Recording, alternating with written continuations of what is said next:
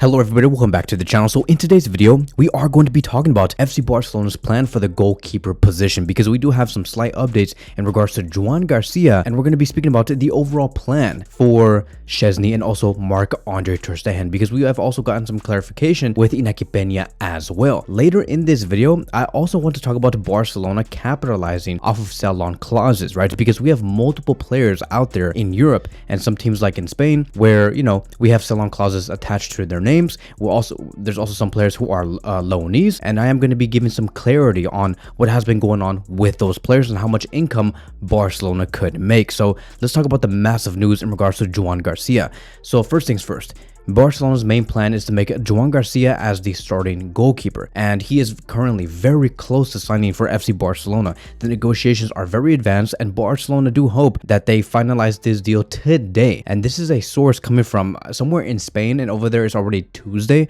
so they do plan on solidifying this whole deal on Tuesday, and that's why they do say today. It's not going to be like today, like on Monday. Like if you guys are from America, it's not going to be Monday. They're talking about Tuesday. And the key figures that have been behind this move has been Joan Laporta, Deco, and Hansi Flick. Joan Garcia is expected to be, once again, the #1 goalkeeper for the next season. He is a 23-year-old goalkeeper, a highly rated shot stopper who has impressed a lot with Espanyol. Even though Espanyol has gone through a lot of struggles, the main reason why Espanyol did not concede even more, it is mainly because of Joan Garcia, right? His agility, his modern style, his ability to play very calm under pressure makes him an ideal candidate for Flick's high line and build-up system. Now, what does this mean for the other goalkeepers? Szczęsny will be seen as the #2 for the goalkeeper position, right? The secondary role. Barcelona are planning to make Szczęsny as a backup goalkeeper. They believe that he is a goalkeeper that they can rely on and somebody who can play in those, I would just say, knockout situations, knockout tournaments, like for example a Spanish Super Cup game,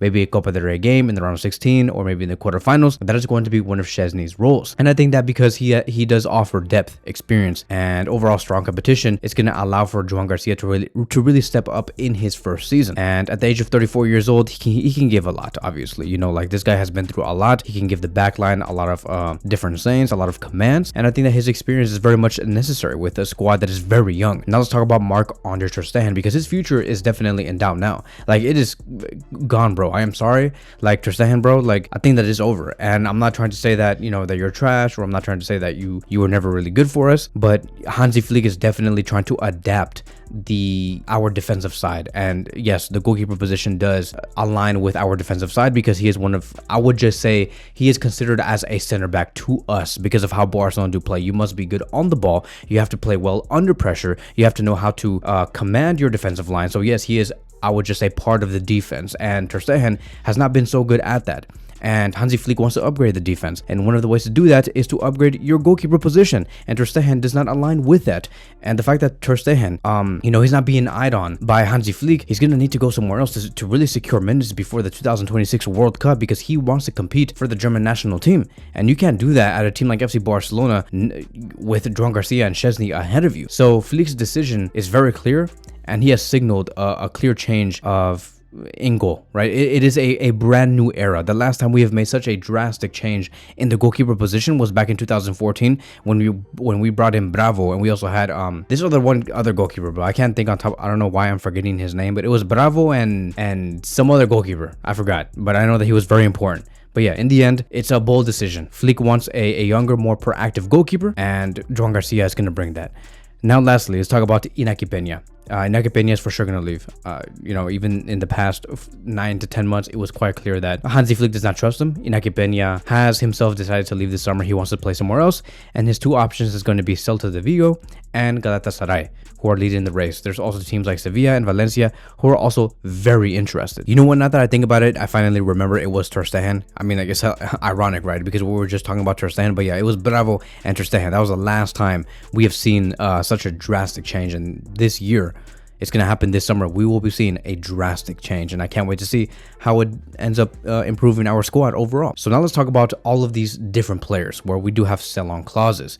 Starting with Todibo. Todibo is going to go to West Ham. West Ham will pay 42.5 million euros to make it permanent. And that's it, right? Barcelona do keep 20% of that future sale, which means that Barcelona will receive 8.5 million euros.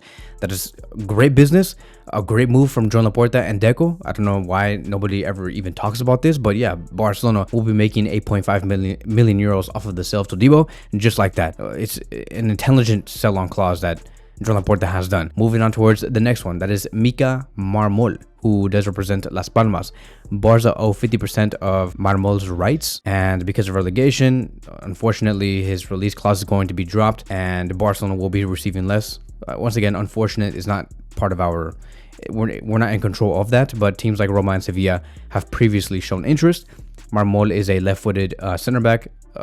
Definitely somebody who can play with the ball, very composed, La Masia educated, but I think that Barcelona want to cash in whatever way. So he is going to be leaving. Moving on to Mingueza. Mingueza currently did just play with Celta Vigo this whole season. Celta wants to renew Mingueza's contract, and Barcelona owns 50% of the player rights, meaning that if he were to ever get sold to a different club, Barcelona will receive 50% of that sale. And there's teams like Aston Villa who are monitoring his situation. We'll see if Aston Villa are really serious and want to buy Mingueza. Hopefully it's for the highest possible price tag. I pray, even though I know it's not going to happen, but it's like around 40 million euros. I think that if Barcelona receive anywhere between 15 to 20 million euros off of the sale of Mingueza, it would be a huge deal for the club's finances. Moving on towards the next one, Michael Faye. I don't know if you guys remember Michael Faye, the one that was supposed to be our next great left center back, the one that was supposed to replace Íñigo Martínez. Unfortunately, he played only 12 matches this season. Barcelona sold him for 10.3 million euros, but has 30% of capital gain. In the past like 10 to 12 matches, he has not really been, I would just say, used by Rennes, and his form plus his lack of game time makes it very unrealistic for any resale.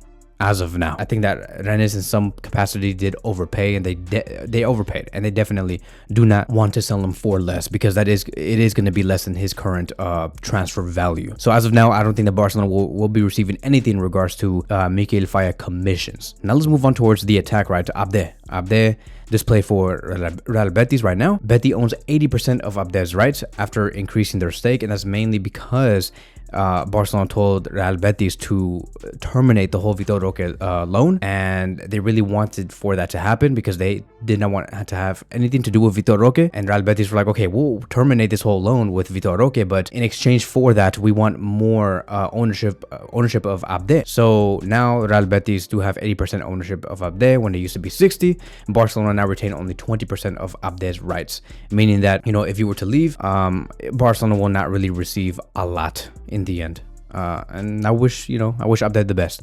Moving on towards Ferran Jutglà.